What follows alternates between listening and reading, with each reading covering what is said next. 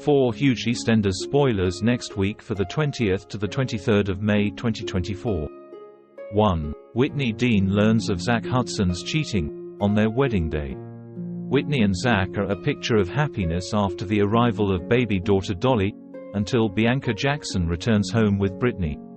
Zack makes excuses to speak to Brittany alone, begging the youngster not to say anything about him and Lauren. But Zack is distracted by the realization that he hasn't told the wedding guests that the ceremony is postponed, and when Whit worries that Brittany's behavior is due to Dolly's presence, Zack tells her it's due to the cancelled wedding instead. Whitney soon decides they should get married that day after all, but Lauren is guilt-ridden as she and Whit have a heart-to-heart before the ceremony.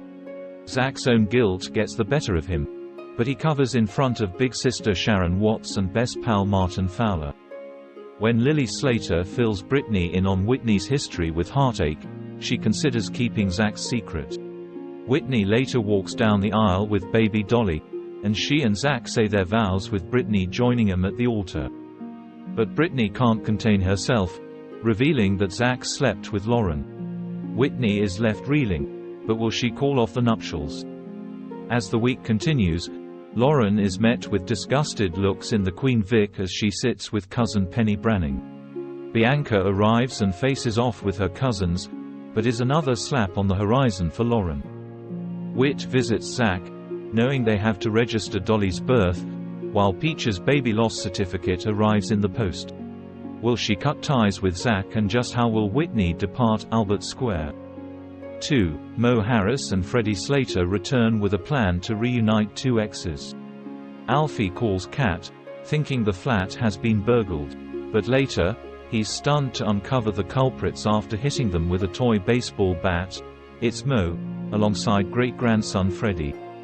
Kat and Jean Slater are delighted to see the pair, but Freddie feels sidelined when he realizes there's no longer room for him at Alfie's place, due to Kat and the kids moving in. When the family suggests that Kat and Alfie are now an item, Kat isn't happy, deciding to move out so that Freddie can move back in. Freddie, however, is determined to get Kat and Alfie back together, putting an end to Kat's plan to move out of the flat. But will his attempts to play Cupid work? 3. Stevie Mitchell romances Mo Harris. Mo is quick to set her sights on Stevie, and after a date, the pair head back to the Slater house to continue their evening. This leaves Freddie, Anna Knight and Bobby Beale highly amused, but is this a match made in heaven?